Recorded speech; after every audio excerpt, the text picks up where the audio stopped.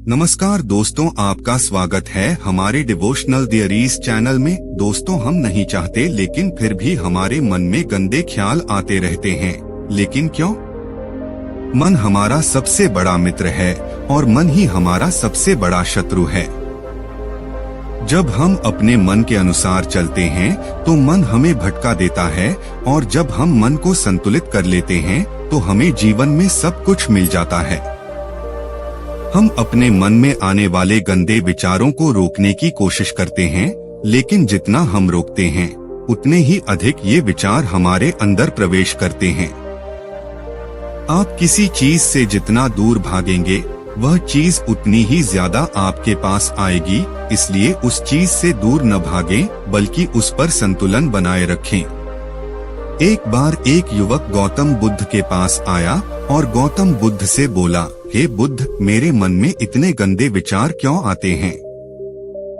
मैं नहीं चाहता कि मेरे मन में गंदे विचार आएं, लेकिन वासना के विचार हमेशा मेरे मन में चलते रहते हैं और मैं उनके बारे में सोच सोच कर बहुत परेशान रहता हूँ। ये सब सोचने में मेरी ऊर्जा और समय बर्बाद होता है, और इन्हीं सब विचारों के कारण मैं कभी कभी शांत नहीं रह पाता और हमेशा महिलाओं को देखकर मोहित हो जाता हूँ। खुद को रोक नहीं पाते। बुद्ध मुस्कुराए और उन्होंने उस युवक से पूछा, क्या तुम जानते हो कि यह वासना क्या है? तब लड़के ने जवाब दिया और कहा, बुद्ध, मुझे नहीं पता वासना क्या है, लेकिन हाँ, जो भी है ये बहुत बुरी बात है। तब बुद्ध ने उस युवक से कहा, सबसे पहले तुम्हें यह समझना होगा कि जो कुछ भी हमारे अंदर स्वाभाविक रूप से है वह बुरा नहीं है। इसकी हमारे जीवन में किसी न किसी रूप में आवश्यकता पड़ती है। वासना कोई बुरी चीज नहीं है, यह हमारे मन की एक भावना है जो हमें किसी न किसी चीज की कमी का एहसास कराती है, और फिर हम उस चीज को पाने के लिए उस चीज की ओर आकर्षित हो जाते हैं। जैसे अगर आपके पास पैसे की कमी है तो आपके मन में पैसे पाने की इच्छा होती है। वासना जगेगी, इसका मतलब यह नहीं है कि वासना बुरी है, बल्कि यह हमारे मन की एक तरह की जरूरत का एहसास है, और जब यह जरूरत शारीरिक होती है तो हम इसे काम वासना कहते हैं।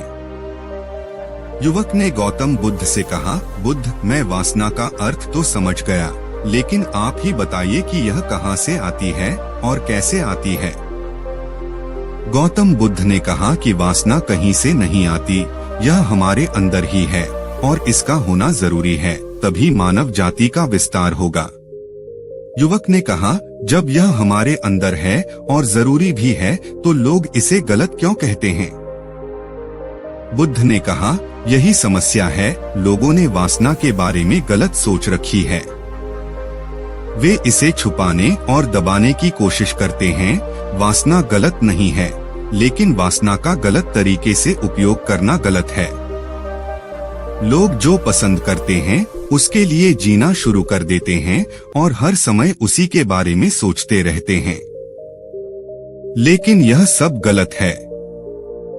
बुद्ध ने युवक से कहा, क्या तुम्हें पता है कि जानवर भी सेक्स करते हैं?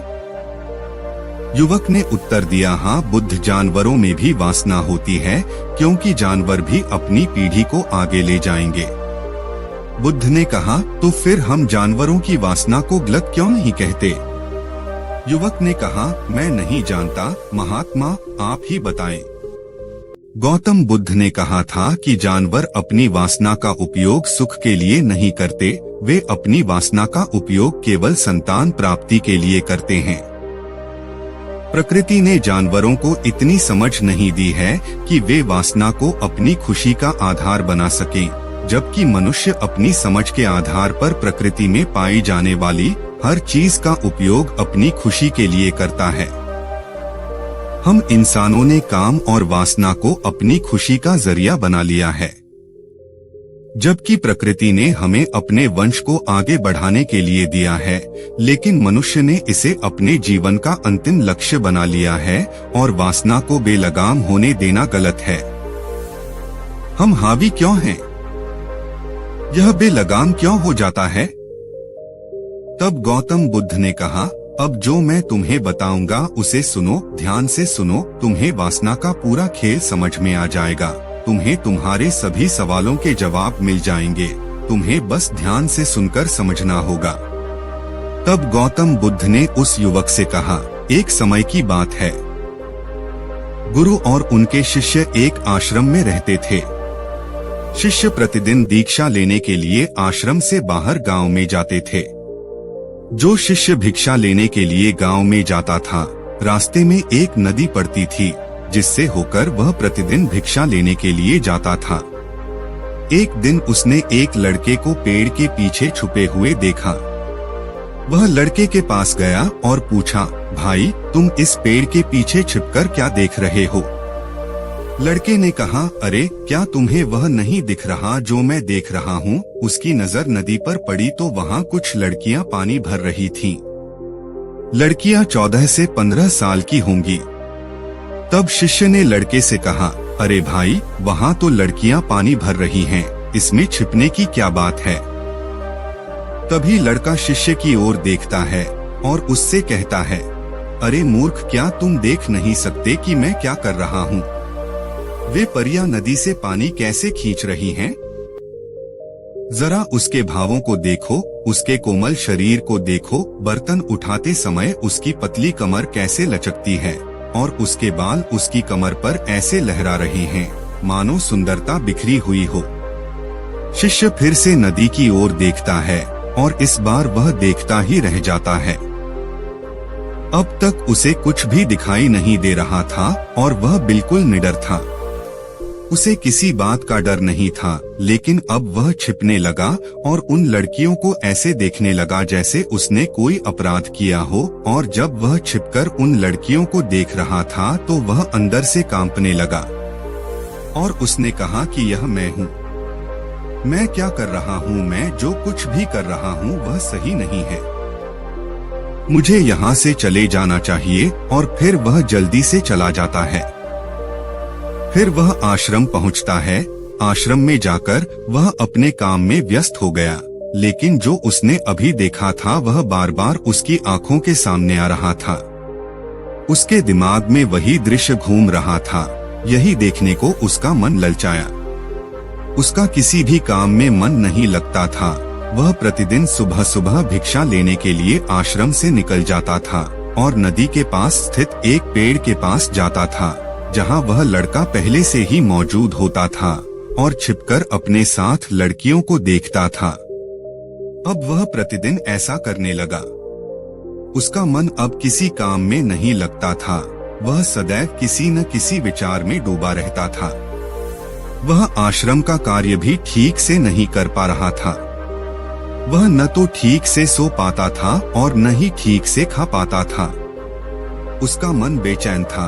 उसका मन बार बार उन लड़कियों की खूबसूरती देखने को ललचाता था। जब गुरु भिक्षा दे रहे थे तब भी उनका मन किन्हीं अन्य विचारों में खोया हुआ था। गुरु ने अपने शिष्य की ये हरकतें देखी तो एक दिन गुरु ने शिष्य को अपने पास बुलाया और कहा कि आज से मैं भी तुम्हारे साथ भिक्षा मांगने चलूंगा। तुम और मैं एक साथ भीख मांगने जाएंगे। तभी शिष्य ने गुरु को मना करते हुए कहा कि नहीं गुरुदेव, आप क्यों परेशान हो रहे हैं? मैं ही ठीक से भीख मांग सकता हूँ। गुरु ने शिष्य से कहा, ठीक है, तुम अकेले ही भिक्षा मांगने जाओ। इसके बाद शिष्य भिक्षा मांगने निकल गया। शिष्य के जाने के बाद गुरु भी आश्रम से बाहर निकल गए और शिष्य का पीछा करने लगे कि वह कहाँ जाता है और क्या मिलता है। ये सब देखने के लिए उसका पीछा करने लगा। थोड़ी दूर जाने पर गुरु ने देखा कि उनका शिष्य एक अपराधी की तरह एक लड़के के साथ पेड़ के पीछे छिपा हुआ है और छिपकर कुछ देख रहा है। गुरु भी अपने शिष्य के पीछे यह देखने के लिए खड़े हो गए कि उनका शिष्य क्या देख रहा है, जिसके लिए वह अपराधियों की तरह पेड़ के पीछे छिपा हुआ है। गुरु ने देखा कि उनका शिष्य पेड़ के पीछे छिपकर उन लड़कियों को देख रहा है जो नदी से पानी ले रही थीं। तब गुरु ने शिष्य से कहा, लड़कियों से भी मांगोगे क्या? गुरु की आवाज सुनकर शिष्य का मन घबरा गया और उसे पसीना आने लगा। वह ऐसे कांप रहा था जैसे किसी चोर को पकड़ते समय उसने रंगे हाथ पकड़ लिया हो। उनकी हालत खराब हो गई। वह कुछ भी बोलने में असमर्थ था। शिष्य के साथ जो लड़का था वह भाग गया, जिससे शिष्य और भी घबरा गया। उसके मुंह से केवल कुछ टूटे फूटे शब्द ही निकल रहे थे। वह अपने अध्यापक से आंख मिलाने का भी साहस नहीं कर पाता था। गुरु ने शिष्य की ओर देखकर कहा, मेरा शिष्य निडर है। वह किसी चीज से नहीं डरता, लेकिन यह क्या है? तुम डर के मारे क्या कर रहे हो? शिष्य ने गुरु से कहा, मुझे माफ कर दीजिए, इसमें मेरी कोई गलती नहीं है।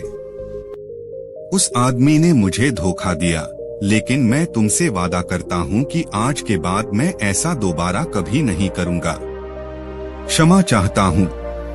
गुरुदेव ने कहा कि कोई बात नहीं, लेकिन तुम्हें यह ध्यान रखना चाहिए कि हम जैसी संगति करते हैं, हमें वैसा ही फल मिलता है। जैसे जैसे हम संगति करते हैं, उनके विचार हम में प्रवेश करते हैं। इसलिए अच्छी संगति रखें ताकि अच्छे विचार आप में प्रवेश करें। फिर गुरु और शिष्य आश्रम लौट आए और फिर से आश्रम के काम पर ध्यान देने लगे। वह उस रास्ते को छोड़कर दूसरे रास्ते से जाने लगा। वह अपना कार्य सावधानी से करता था, लेकिन धीरे धीरे उसके अंदर क्रोध उत्पन्न हो गया और फिर वह अन्य शिष्यों पर क्रोध करने लगा और बेचैन रहने लगा। अब वह ठीक समय पर भोजन भी नहीं करता था। वह खाना भी बहुत कम खाता था। एक रात गुरु शिष्य के पास आए और उससे बोले कि तुमने मुझसे वादा किया था कि तुम अपने मन को वश में रखोगे। आपने अब तक कितनी बार अपना वादा तोड़ा है? यह सुनकर शिष्य अपने गुरु के चरणों में गिर पड़ा और रोने लगा। उसने रोते हुए गुरु से कहा कि गुरुदेव, मैं कई बार अपना वादा तोड़ चुका हूँ, फिर वादा करता हूँ, लेकिन हर बार मैं अपना वादा तोड़ देता हूँ। यह बिल्कुल भी मेरे वश में नहीं है।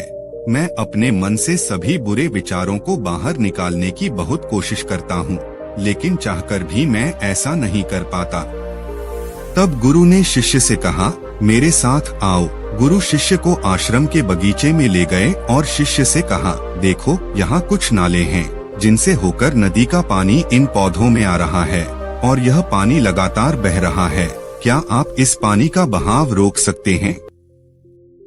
शिष्य ने कहा, हाँ गुरुदेव, मैं इस प्रवाह को रोक सकता हूँ। तब शिष्य ने मिट्टी उठाकर उस नाले के किनारे डाल दी।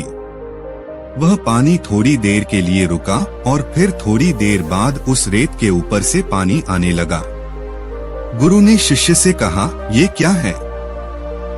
ये पानी रुका ही नहीं। उसने फिर कुछ कंकड़ उठाए और नाली में फेंक दिए और फिर पानी थोड़ी देर के लिए रुक गया। लेकिन फिर कुछ देर बाद उन कंकड़ पत्थरों के ऊपर से पानी निकलने लगा। गुरु ने कहा, शिष्य क्या हुआ?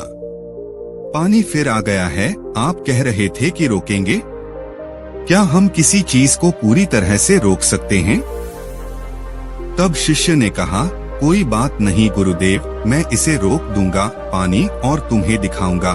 फिर वह एक बड़ा पत्थर लाया और नाली पर रख दिया। पानी रुक गया। तब शिष्य ने गुरु से कहा, देखिए गुरुदेव, मैंने कहा था कि मैं पानी रोकूंगा। मैंने पानी रोककर दिखाया। मैंने आपकी बात पूरी कर दी। गुरु मुस्कुराए और बोले, अच्छा, ध्यान से देखो, पानी रुक गया है। क्या? यह पीछे नाली को तोड़कर बाहर आ गया है और अगल बगल से बह रहा है। और ध्यान से देखिए, यह इस पत्थर के सामने भी आ गया है और यह पानी अपना रास्ता बदलकर फिर से आगे की ओर बह जाएगा। फिर कुछ देर बाद वही हुआ। तब गुरु ने शिष्य को समझाया, आपके साथ भी ऐसा ही हो रहा है। आप बार बार प्रयास कर रहे हैं और अधिक प्रयास कर रहे हैं, लेकिन हर बार आपका प्रयास टूट रहा है और टूटता ही रहेगा। यह पत्थर तुम्हारा पुरुषार्थ है और यह जल तुम्हारा विचार है। चाहे आप कितना भी बड़ा पत्थर रख दो, पानी अपना रास्ता ढूंढ ही लेगा। यह देखकर शिष्य ने पूछा, हे गुरुदेव, क्या कोई रास्ता नहीं है जिससे मैं गंदे विचारों से बाहर निकल सकूं? गुरु ने कहा, एक रास्ता है, यह पानी जिस नदी से आ रहा है, आप केवल वहां से इस पानी का मार्ग बदल सकते हैं। गुरु शिष्य को एक नदी के पास ले गए जहां से पानी उस बगीचे में आ रहा था। गुरु ने शिष्य से कहा, इस नदी से पानी जा रहा है, जहां से बगीचे में पानी जा रहा है। अगर हम उसका रास्ता रोक दें तो क्या हम पानी नहीं रोक सकते? शिष्य ने कहा, हाँ गुरुदेव, ऐसा अवश्य हो सकता है। मैं यहाँ से इस पानी को बंद कर देता हूँ, फिर सामने नाली में पानी नहीं जाएगा और फिर बगीचे में पानी नहीं जाएगा। तब गुरु ने कहा, शिष्य, यदि बगीचे में पानी ही नहीं रहेगा तो पेड़ पौधों को पानी कहाँ से मिलेगा? उन पेड़ पौधों को पानी की जरूरत होती है। तब शिष्य ने सोचा और कहा, यह बात मेरे दिमाग में कभी नहीं आई। इस पानी का बगीचे में जाना भी जरूरी है। गुरु ने कहा, और उनमें से कुछ पेड़ पौधे ऐसे भी हैं जिन्हें रोजाना पानी की जरूरत होती है। वे सूख कर मर जाएंगे, हमें पानी खोलना पड़ेगा। गुरु की बात सुनकर शिष्य ने पानी के लिए रास्ता खोला तो गुरु ने पूछा, यदि हम इस नदी का सारा पानी बगीचे की ओर मोड़ दें तो क्या होगा? शिष्य ने उत्तर दिया, गुरुदेव, वहाँ जीत हासिल करने के लिए पेड़ पौधे हैं, वे सब पिघल जाएंगे और कुछ भी नहीं बचेगा।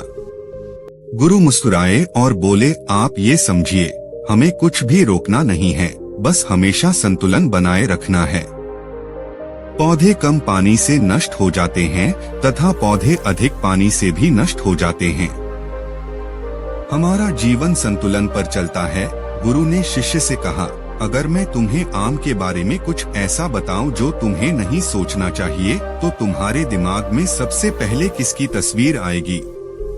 गुरु ने कहा, जब हम अशुद्ध विचारों को बलपूर्वक रोकने का प्रयास करते हैं तो वे और अधिक मजबूती से हमारे अंदर प्रवेश कर जाते हैं। इसलिए हमें कभी भी उन्हें दबाने की कोशिश नहीं करनी चाहिए। तब गुरु ने शिष्य से कहा, बुरे लोगों की संगति के कारण भी हमारे मन में गंदे विचार आते हैं। कई बार कामुकता हमारे अंदर नहीं होती, लेकिन कुछ अश्लील लोगों के साथ रहने के कारण वह हम पर हावी हो जाती है। तब शिष्य ने कहा, गुरुदेव, आप सही कह रहे हैं, मैं रास्ता भटक गया था।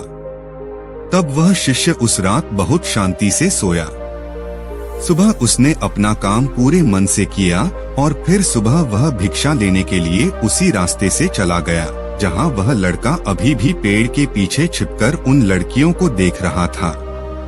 शिष्य उसे नदी पर ले गया जहां लड़कियां पानी भर रही थीं। उन्होंने उन लड़कियों से पानी मांगा और उनमें से एक लड़की ने उन्हें पानी दिया और शिष्य के पैर छुए। शिष्य ने उन्हें आशीर्वाद दिया कि आप स्वस्थ रहें ताकि मानसिकता सकारात्मक ऊर्जा से भर जाए। उसके चेहरे पर ऐसी मुस्कान आ गई मानो उसे कोई खोई हुई चीज वापस मिल गई हो। वह अपने रास्ते पर वापस जाने लगा। तभी पेड़ के पीछे छिपा लड़का पीछे से आया। वह शिष्य के पास आया और बोला कि क्या बात है, आज आपने करीब से देखा है, तुम तो मुझसे भी आगे निकल गए। तब शिष्य ने कहा, हम हमेशा दूसरों को देखने में लगे रहते हैं। किसी ऐसे व्यक्ति को बताएं जो आपको पसंद हो। अगर वह भी तुम्हें पसंद करती है तो शादी कर लो और उससे पहले तुम कुछ बन जाओ। अपने आप को पहचाने, इस तरह अपना समय बर्बाद न करें। फिर वह लड़का उस शिष्य से रोज मिलने लगा और उसने उस लड़के को नदी पर न जाने के लिए प्रेरित किया और फिर वह लड़का अपने जीवन में कुछ बनने के लिए संघर्ष करने लगा। तो देखा आपने संगति का असर क्या होता है।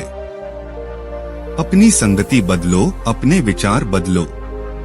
गुरु ने शिष्य से पूछा, क्या तुम्हें तुम्हारे सभी प्रश्नों के उत्तर मिल गए?